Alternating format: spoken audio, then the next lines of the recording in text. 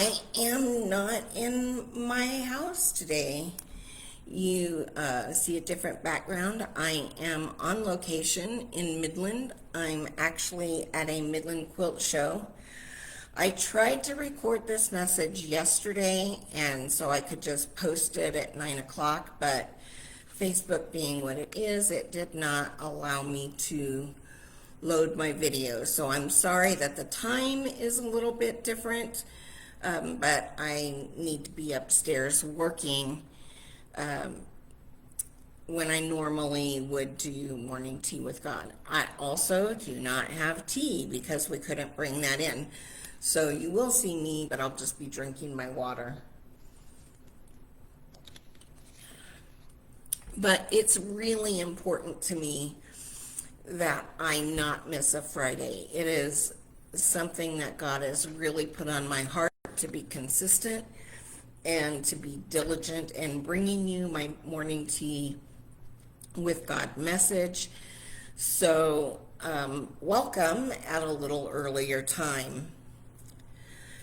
This morning, I'm going to talk about a story that both Mark and Matthew have recorded for us.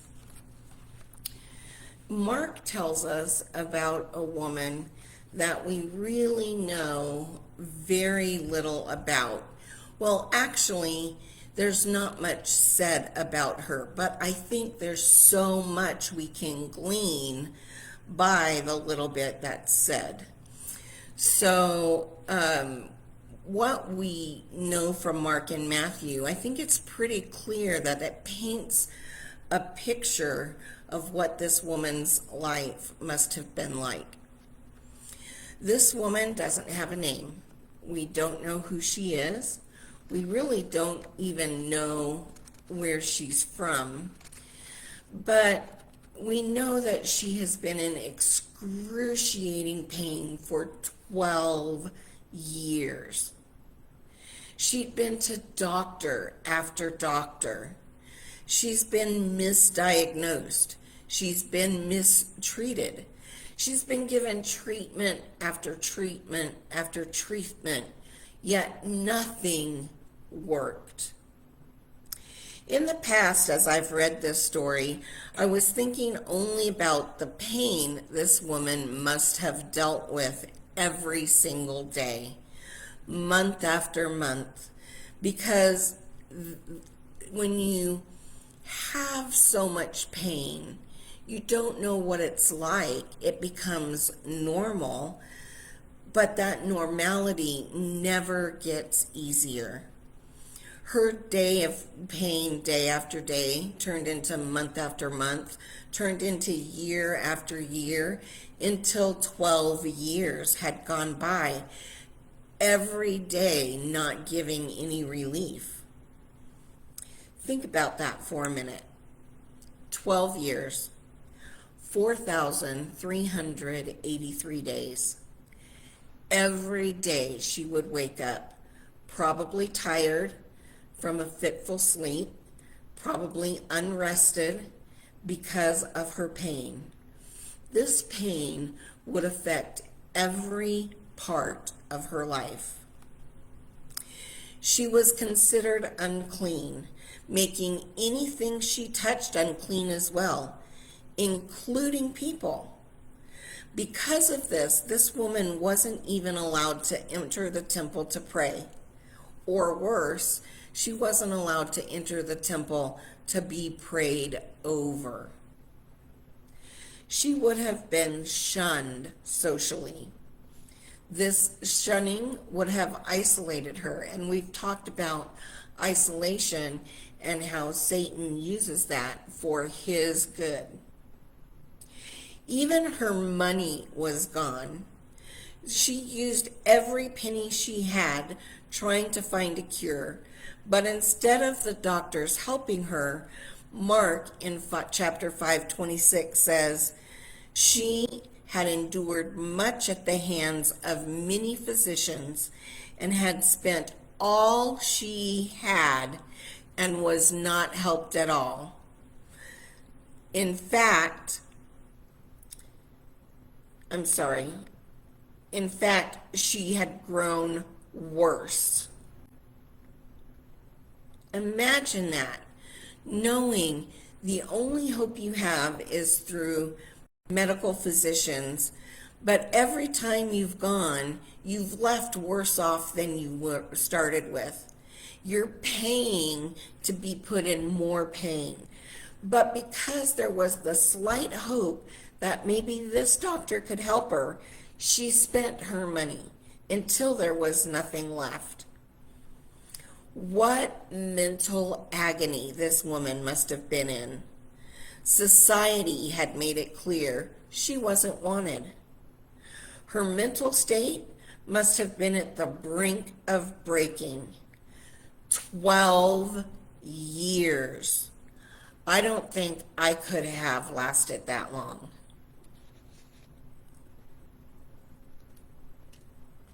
Then one day, she hears a commotion. She hears people talking about this man, Jesus, who's healing people everywhere he goes. And she hears he's coming to her town. She knows he is her last hope. Good morning, Rebecca. I imagine her standing back in the shadows, out of sight of the people who are mobbed around Jesus, questioning whether this was something she should really do. He's surrounded by so many people, the same people who have treated her poorly for over a decade. We get a glimpse into her mental state and her mental dialogue to herself when Mark chapter 5:28 says, "And she thought, if I could just touch his garments, I shall get well." She doesn't even want Jesus to see her. So as she's jostled by the crowd, she gets a little closer to Jesus. She positions herself behind him because, again, she knows all of these people are shunning her. If one person recognized her, if even Christ would recognize her, then she would experience the same mental shunning and unworthiness. I picture her reaching her hand out tentatively, simply to touch his clothes. She has a purpose: to receive healing. That purpose gives her the strength and the courage she needs to reach the last few inches to touch this man, Jesus. Matthew chapter 9, verse 20 tells the same story. Here, Matthew tells us that she touches the fringe of his cloak. Doing a little research on this, I found that the fringe of the cloaks are called tzitzit, T-Z-I-T-Z-I-T, tzitzit. And you can read exactly what these tzitzits represent in Numbers 15, 38, and 39. Basically, this tzitzit was a command that the Jewish people would wear on the corners of their cloak. They would be blue cords, and they represented all of the commandments God had given to Moses.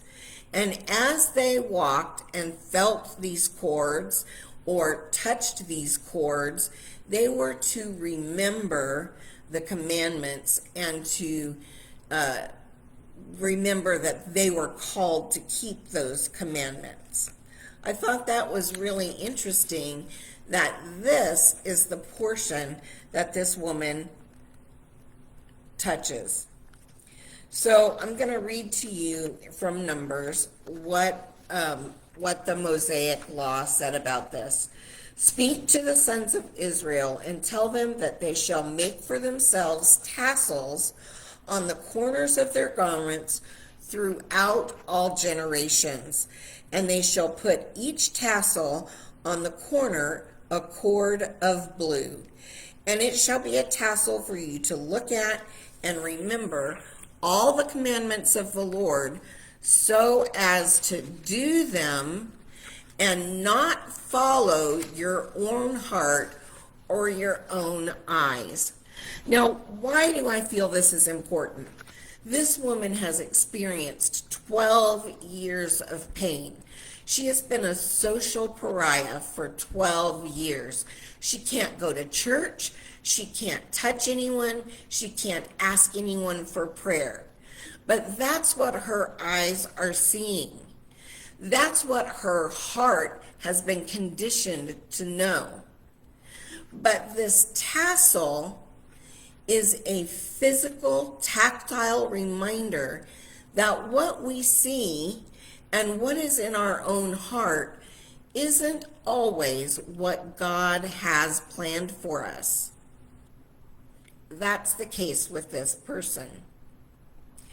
After reading a little more, I found that these tassels that were hung on all four corners of the cloak were not on the ground, but at waist height.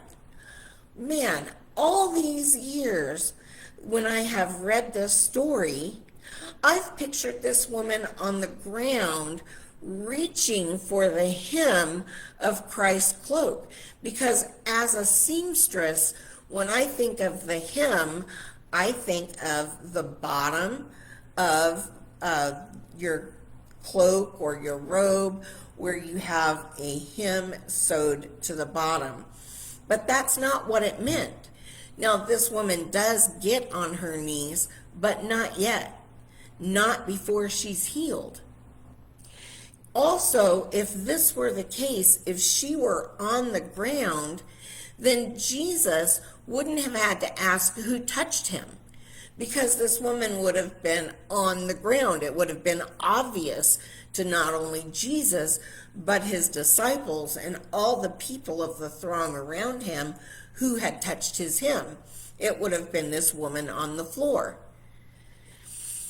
But this woman, knowing that the people around her would shun her, and thinking that Jesus would do the same once she was recognized, she may have even felt that by touching Jesus, she was bringing shame unto Christ. She doesn't even have to barely move her arm in order to touch this tassel.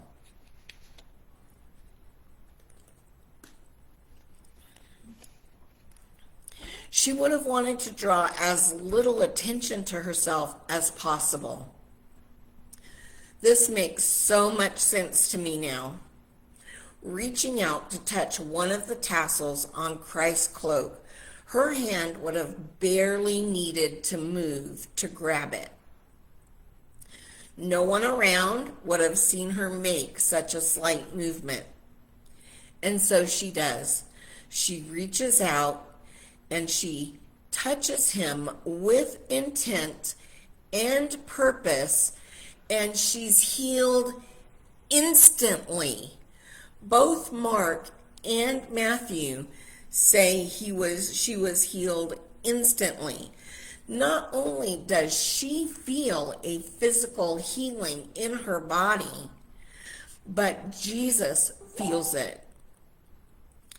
Mark records in verse 30, and immediately Jesus, perceiving in himself that the power proceeding from him had gone forth.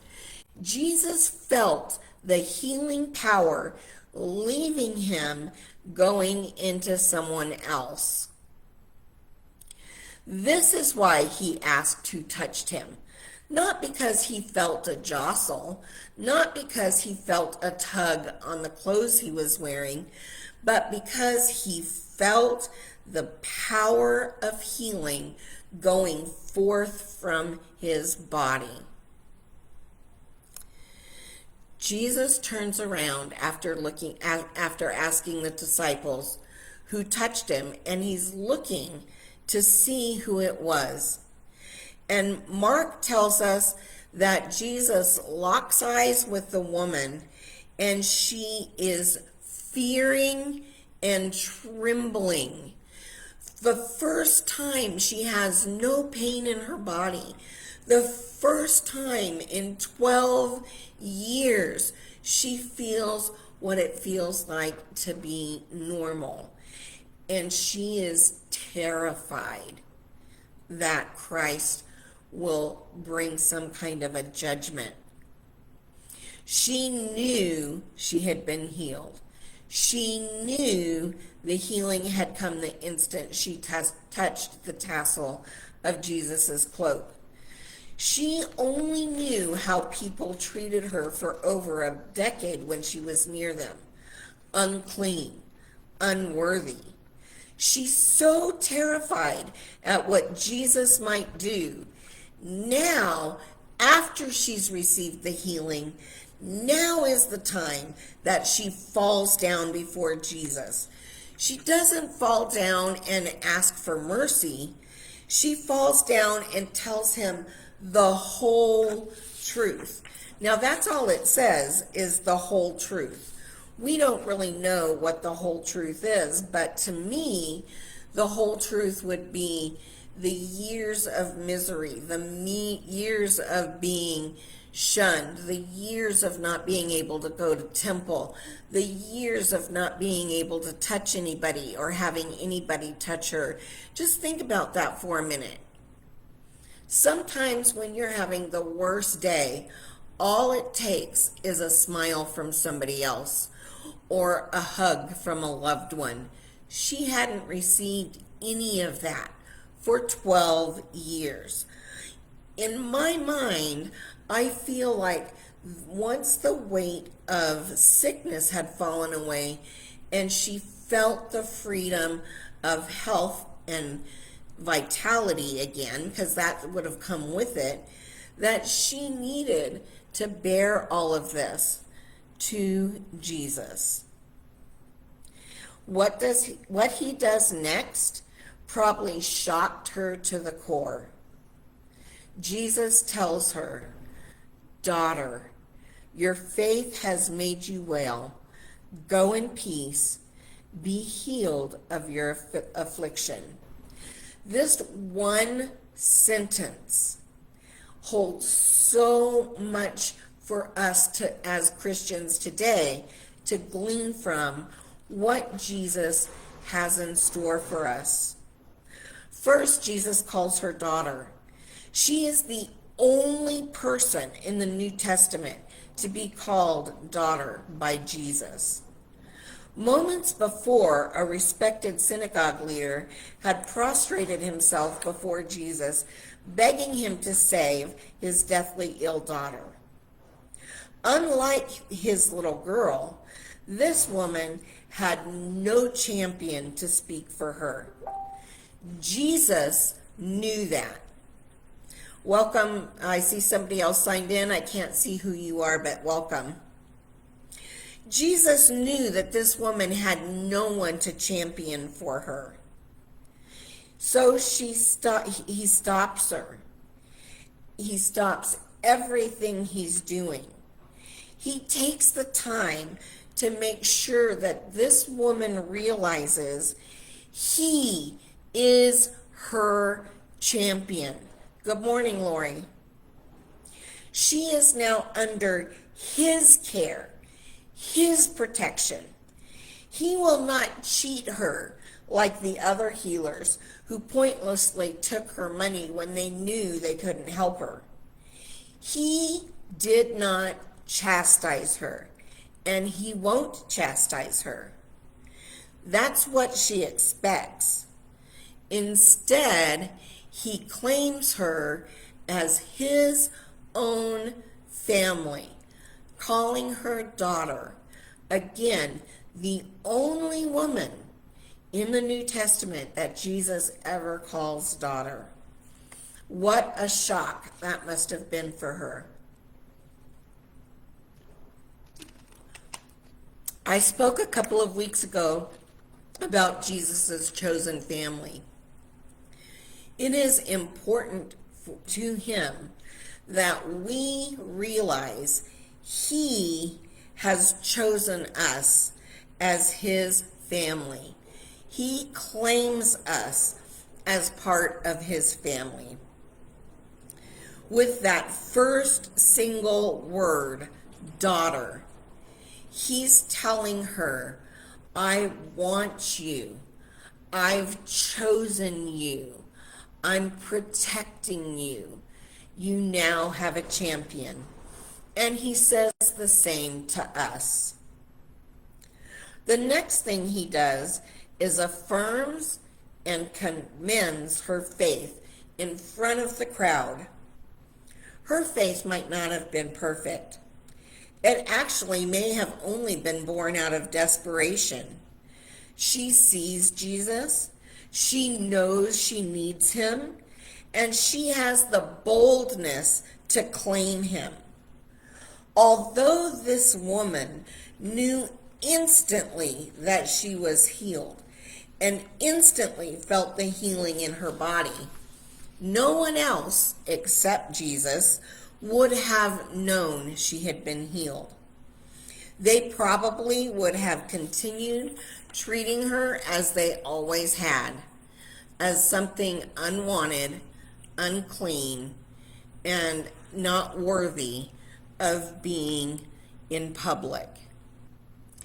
Jesus relieves her of the burden of proof to try and prove to all those doctors and the synagogue leaders and the priests and her neighbors that she was now healthy. He announces to the whole crowd so everyone can hear, this woman is clean. He uses her as an example. Many people are pushing him, trying to touch him, trying to receive healing, trying to receive blessings. Many people would have touched him that day, which is why the disciples kind of snarkily rebuked him, saying, you ask who touched you, and there's this throng of people pushing us? All of those people wanted something, but this woman came with purpose, faith, and she claimed what he was willing to give. Jesus clearly stated that the woman's faith is what healed her, not her touch. Had it had been her touch, any of those other people jostling Jesus would have also been healed miraculously and instantly. Instead, Jesus is making it clear this woman came in faith, came boldly, came with purpose, and it was her faith, not just the simple fact that she touched him, that she was healed. Finally, Christ gives her peace. He doesn't want her to live in fear and shame any longer. He wants her to know that this healing was so much more than a physical thing. He has taken away any stigma that she had left and made it clear to everyone within his hearing that she was not only healed, but she had his blessing. Christ, the Son of God, blessed her in front of hundreds of people. What a beautiful picture. How many times have I, possibly you, felt so unworthy I couldn't even bow humbly and ask God for help? Times when I have sat in my shame, dwelling in my unworthiness in a dark room, letting the devil constantly feeding my insecurities. The lies that There were so many more worthy people than me. We're just whispering, "You're unworthy. This person has the right to ask, but you don't have the right to ask." I know that there are so many people trying to get God's attention, just like this woman saw the throngs of people around Christ. Yet, just like this nameless woman who Christ called daughter, in that stillness, in that dark place, there still shines a small spark of hope, and faith can bubble to the surface. And I find all I can do is whisper with all the strength I have, "Please, Lord." Sometimes I can't even voice what it is I need help with. But God knows. The Spirit knows. But I can, with faith and with intent, whisper, "Please, Lord." And that's enough. This woman reaching to touch Christ's clothes, unnoticed, was her whisper. It stopped Jesus in his tracks. That small effort to reach the tassel. That was her whisper. Her healing had already happened by the time Jesus turned around. He had felt her faith and wanted to meet her right where she was. If nobody has told you lately, let me tell you, Christ wants to meet you just like he wanted to meet this woman. He wants to meet you right where you are, even if you are in that darkest room, even if all you can do is whisper his name. When that whisper is born of faith, Christ says, "That's enough." It's enough for him to recognize us as his family. It's enough for him to tell us that he will be our champion. It's enough to tell us that we have his blessing. When a whisper is all you have, when that whisper comes with faith and intent, the whisper is enough. You are enough. As we go into the weekend, there are going to be times when we just feel that we have nothing left. We're not worthy. I want you to remember the woman who was sick for 12 years, who barely had to reach to show nobody would notice her. And that little touch was enough. Jesus is here to tell us we're enough. Go this weekend. Maybe it's your job to tell somebody that they're enough. Maybe it's you sitting in the dark with barely a whisper. Go forth. Shine Jesus's love, compassion, and desire to meet us right where we are. Thank you, and have a great weekend.